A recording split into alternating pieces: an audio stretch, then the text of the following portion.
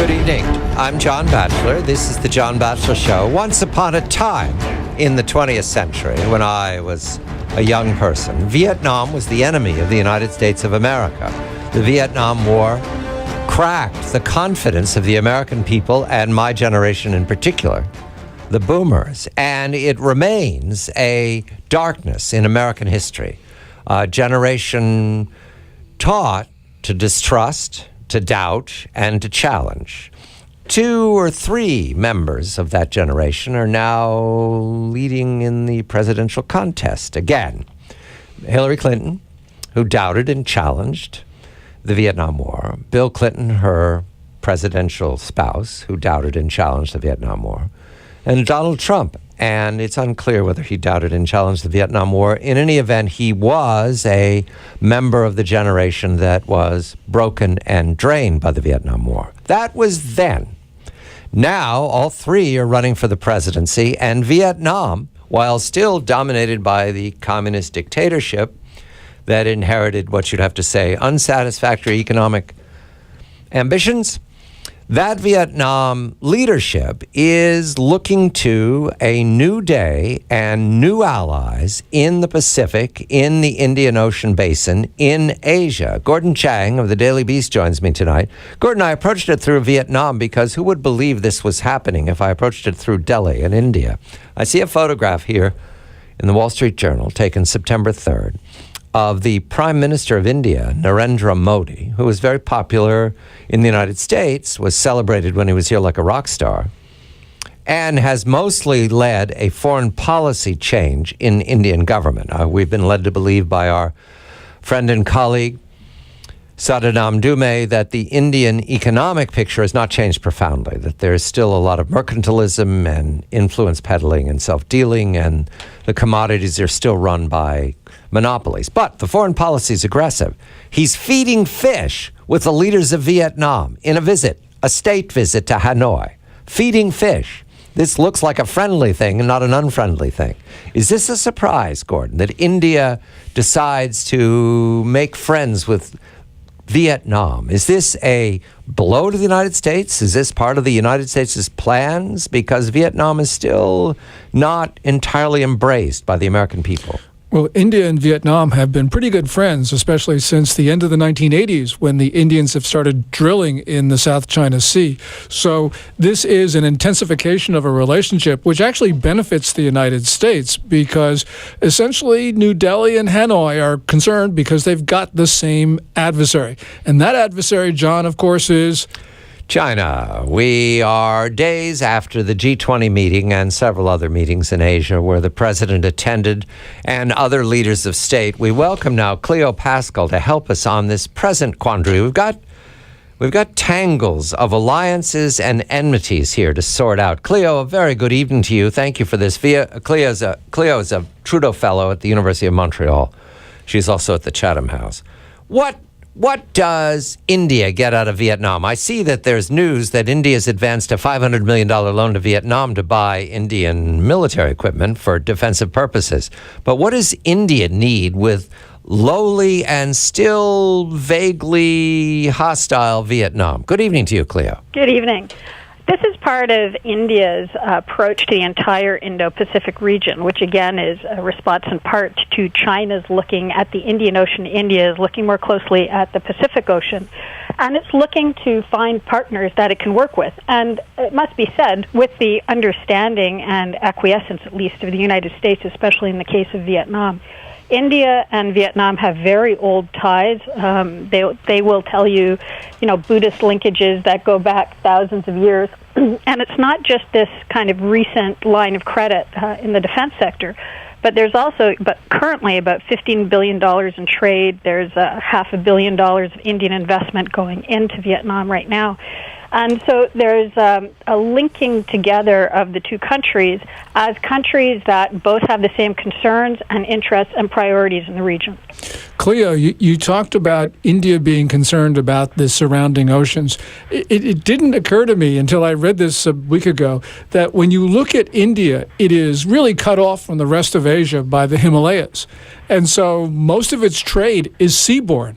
And therefore, it's not only concerned about the Indian Ocean, but it's concerned about the South China Sea and, of course, the Pacific Ocean. And so essentially, India now realizes that its security, its economy is really dependent upon seas that are very far from India's shores. So I suspect that really what we're seeing right now, as you point out, is essentially that New Delhi realizes it needs friends around the South China Sea. That's right. And part of the plan for this new cooperation or enhanced cooperation would be setting up a jointly operated monitoring facility in South Vietnam that could look at the entire South China Sea area.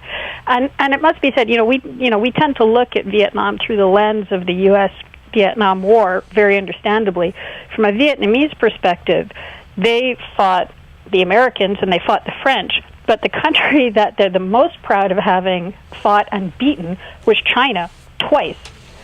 So they're very, very aware of their threat, their neighborhood threat, and what that could mean for the country. We look at China as this big military machine right now that is probably could beat us is the way we look at it. But, the Vietnamese don't. The Vietnamese, they're a small country, but the last time that they fought the Chinese, which was 1979, 1980, early part of the 1980s, the Vietnamese just whipped the Chinese. And what made it even worse, it was the first-string PLA. The first-string Chinese army was beaten by the third-string Vietnamese. So, basically Hanoi looks at the Chinese and say, who are these people? Yeah, but they're very aware that they're targeted. And as China does throughout the entire region, part of it has been heavy investment in the Vietnamese economy in order to buy over critical sections of the decision-making elite, but the security establishment, the defense establishment, and the population are very aware that this is a challenge for them and a challenge that they have beaten before and that they want to be able to beat again, even in this age of cyber, which is posing huge challenges. Cleo, the mistake I make is not to be cynical enough, so I'm going to try. $500 million alone. China uses the same game. This is after $100 million they already extended, alone John. For buying defensive equipment. A line of credit, yeah.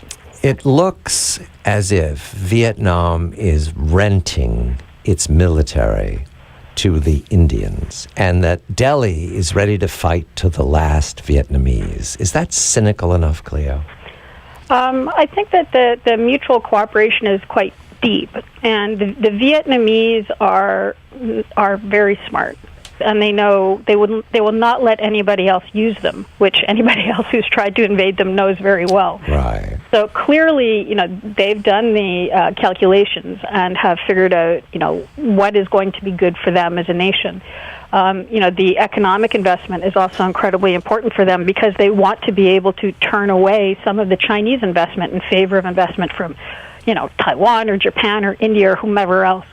So there's a very active process of trying, from the Vietnamese side, of trying to find other stable allies and partners that can help bolster them in a situation where the U.S. might not be as active in the Pacific as it was before, and that will still enable them to stand up against what has historically been the most threatening presence in the region for Vietnam. John, it's actually the other way around because essentially the Vietnamese want the Indian State Oil Company to drill in its waters because those waters are also claimed by Beijing. And so essentially the Vietnamese see India's presence off their shores as being good for them because the Chinese might try to take on the Vietnamese because Chinese are pretty arrogant these days, but they won't take on the Indians. And so therefore it's sort of like the other way around. So you believe that India is paying this money in order to develop oil resources off of Vietnam? Well, what they're trying to do is build up the Vietnamese because they realize they do need to confront the Chinese, and the Vietnamese are on the same page. But, both of these countries are using each other, and they're using each other very effectively. Cleo, the Indians, Modi, going to Hanoi, did it surprise Delhi? Where the commentariat there is vibrant. So how did they respond? It was fine. It was normal. It's considered part of what's now become, it used to be a look east policy in India, and now it's an act east policy.